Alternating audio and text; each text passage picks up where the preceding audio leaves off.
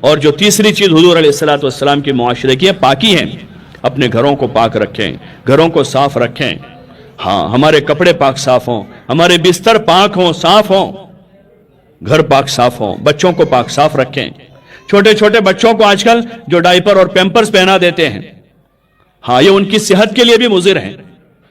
یہ تو مجبوری کی چیز ہے کہ کئی سفر میں 4-5 گھنٹے کا سفر ہے اور بچے کو پہنا دیا کہ گندگی نہ ہو راستے میں, باقی گھر میں 24 گھنٹے اس کو 2-3 ڈائپر پر گزارا کروا دیا, 8-10 گھنٹے کے لیے باندھ دیا. یہ مناسب نہیں ہے, ان کی صحت کے لیے بھی مضر ہے اور دینی اعتبار سے اس وجہ سے مضر ہے کہ ناپاکی پر شیاطین آتے ہیں.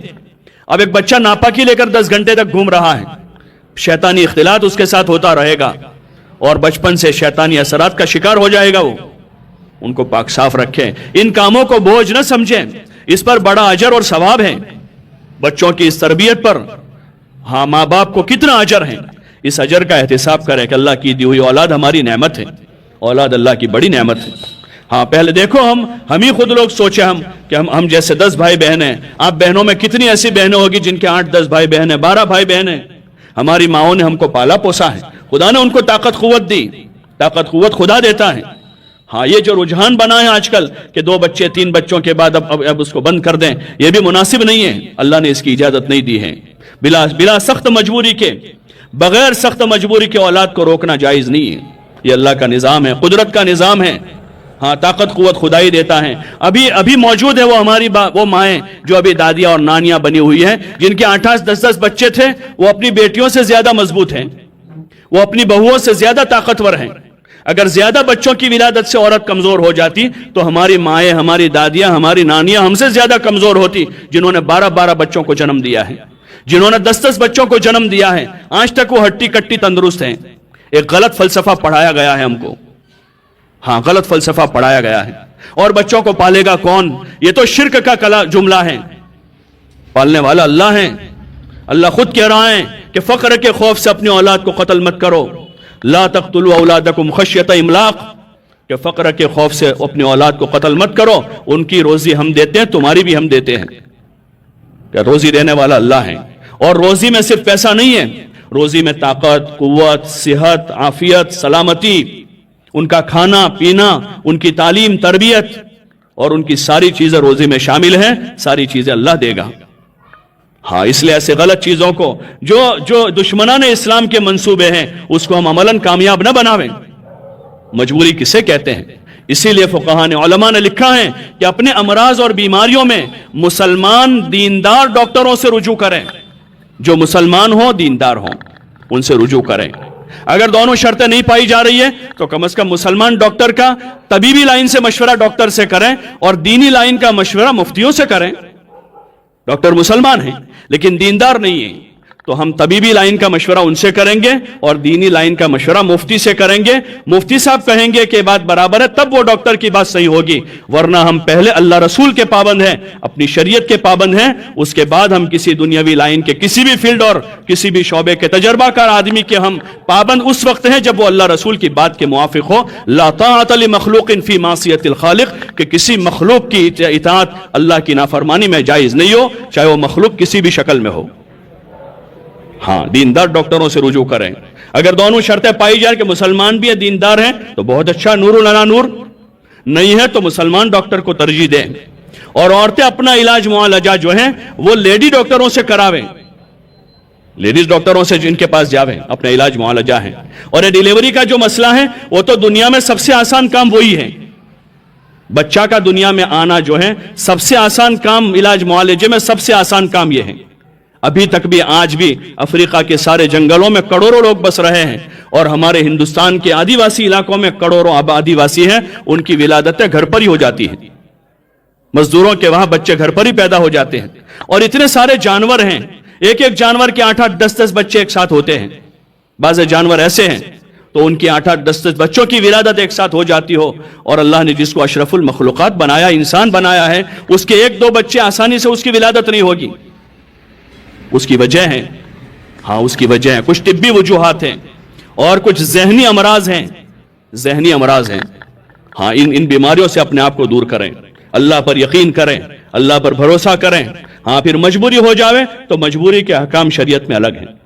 معذوری کے احکام اپنی جگہ ہیں، لیکن عام اس کا ماحول نہ بناوے۔ بہت ساری پرانی دایائیں ابھی بھی حیات ہیں، ان سے ہماری گزارش ہے کہ اس فن کو فروغ دیں، ایسی نئی لڑکیاں ایسی عورتیں تیار کریں جو جچاؤں کو ہمت دلاویں، جو ان کو اصول آداب بتائیں کہ اس زمانے میں کیسے رہنا ہے، کیا کھانا ہے، کیا نہیں کھانا ہے، کس طرح اپنے بچے کی صحت کی حفاظت کرنی ہے، ولادت کی آسانیاں کن راستوں سے ہوتی ہیں، اس لائن کی تعلیم و تربیت دیں۔ یہ گھر میں رہ کر کرنے کے کام تھے کہ کس طرح ولادت آسان ہو، اور پھر اللہ پر بھروسہ کریں، 2 رکعت پڑھتے رہیں، قرآن کی تلاوت کرتے رہیں، اللہ کا ذکر کرتے رہیں، اللہ سے مدد مانگتے رہیں، اس نام کا صدقہ دیتے رہیں، اور اللہ پر بھروسہ اعتماد کریں، اللہ پاک اس مسئلے کو آسان کر دے گا، آپریشنوں سے بچ جائیں گے، ہاں، اور اچھی تندرست اولاد پیدا ہوگی۔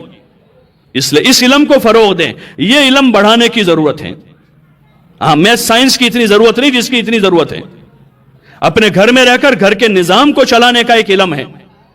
ہاں، ماہرین نے اس علم کو لکھا ہے کہ عورت اپنے گھر کا سسٹم کیسے چلائے گی تاکہ گھر کا نظام توازن سے چلتا رہے، خرچہ کم ہو گھر میں، کھانے پینے کا ایسا اسلوب اختیار کریں کہ کھانا پینا پورا اچھی طرح سے ملے، پوری غذائیں ملے بچوں کو بڑوں کو، اور کم خرچے میں کام چل جاویں، گھر کی اکونومی کنٹرول میں رہیں کہ آگے جا کر بچی کی شادی کا مسئلہ آئے گا، لڑکے کی شادی کا مسئلہ آئے گا، آگے جا کے گھر بنانا ہے، ہمیں گھر کی اکونومی کیسے کنٹرول کرنی ہے۔ یہ علم ہے جو مائیں بچیوں کو سکھاویں۔ رخصت ہونے سے پہلے اپنی بیٹی کو 2-3 سال کہ 13-14 سال کی ہو گئی ہے، اب ابھی سے اس کے ساتھ اس لائن کے مذاکرے شروع کیے ہیں کہ اپنا گھر کیسے چلانا ہے، گھر میں کون سی چیزوں کے استعمال کی ضرورت کی چیزیں رکھنی ہے، کون سی چیزیں زائد نہیں رکھنی ہے، مہمانوں کو کس طرح مینیج کرنا ہے، اپنے شوہر کے ساتھ کیسے حسن سلوک کرنا ہے، اس کی خدمت کا کیا طریقہ ہے، شوہر کو راضی کرنے کے کیا اسباب ہیں، شوہر کے رشتہ داروں کے ساتھ تمہیں کیسے رہنا ہے، لڑائی کسی سے نہیں کرنی ہے، جھگڑا نہیں کرنا ہے، صبر کا سبق سکھانا ہے، شکر کا سبق سکھانا ہے، حیا کا سبق پڑھانا ہے اس بچی کو خود اس کے ماں باپ جن کو چھوڑ کر یہ جائے گی 3 سال کے بعد، ان ماں باپ کے ساتھ کیا حقوق باقی رہیں گے، اور اس ماں باپ کے علاوہ اس گھر میں جس گھر میں اس کی پرورش ہوئی ہے اس گھر کے بھائی بہنوں کے ساتھ اور اپنی بھابھیوں کے ساتھ اور رشتہ داروں کے ساتھ کیا سلوک کرنا ہے، یہ علم اس بچی کو دینا ہے۔ اللہ رسول کے ساتھ تمہارا کیا معاملہ ہوگا، اس لائن کی جو بنیادی تعلیم ہے وہ ہماری گزارش ہے ماں بہنوں سے، جو پڑھی لکھی ماں بہنیں ان سے بھی، اور جو پرانی تجربہ کار عورتیں ہیں ان سے بھی گزارش ہے کہ گھر میں کھانا پکانا، مہمان کو کنٹرول کرنا، اپنے شوہر کے ساتھ حسن سلوک کرنا، شوہر کے رشتہ داروں کے ساتھ صلہ رحمی کرنا، اپنے شوہر کو خوش رکھنا، اور دیگر اس لائن کے جو اعمال و اسباب ہیں وہ ان کو سکھاویں۔ اب وہ بچی شادی ہو کر رخصت ہو کر گئی ہے، اب اس کے ساتھ کے آگے اولاد ہوگی تو اولاد کی پرورش کیا ہے، زچگی کے زمانے میں کیا کرنا ہے، اس لائن کی جو چیزیں ہیں یہ ہماری ضرورت کا علم ہے، یہ ہماری عقل مندی ہے۔ اگر آج کے اس زمانے میں اگر پرانا 10 سال 20 سال پرانا جو علم تھا، 10 سال پرانا جو اس وقت رائج نہیں ہے، اگر وہ علم کالجوں میں پڑھایا جائے، کوئی پڑھنے جائے گا اس کو؟ کوئی نہیں پڑھے گا اس کو، کہ بھئی اس زمانے میں تو کام نہیں دیتا وہ، اس کو پڑھ کے کیا کریں گے؟ کہ 50 سال پرانی چوپڑیاں اگر ابھی پڑھائی جائے سائنس اور میتھس کی تو کوئی نہیں پڑھے گا اس کو، کوئی اس کو نہیں پڑھے گا۔ ہماری ضرورت کا علم کیا ہے اس کو سوچیں ہم۔ ضرورت کا علم شریعت نے سارا بتایا ہے، کتابوں میں سارا لکھا ہوا ہے۔ کچھ چیزیں نئے زمانے کی ضروریات ہیں، اس لائن کے ماہرین نے، دیندار لوگوں نے، اس لائن کے سائنٹسٹ جو مسلمان ہیں، اس لائن کے مسلمان جو دیندار ڈاکٹر ہیں، جو اپنی ذات سے مسلمان ہیں، ان کا ذہن بھی مسلمان ہے، ایسے دیندار ڈاکٹروں نے یہ زچگی کے لائن کے اور دیگر گھریلو زندگی کے لائن کے جو اسلامی شریعت کی روشنی میں سائنس کے سہارے سے انہوں نے بہت ساری چیزوں کو مرتب کیا ہے، اس کو سیکھیں، سمجھاویں، تاکہ ہماری زندگی خوشگوار ہو جاویں، اچھی اولاد اللہ ہمیں نصیب کر دیں، ان اولادوں کی اچھی تربیت ہو جاوے، اور ہماری پیدائش سے لے کر موت تک کے جتنے دینی دنیاوی مسائل ہیں وہ سارے حل ہو کر ہمارے گھر جنت بن جاویں۔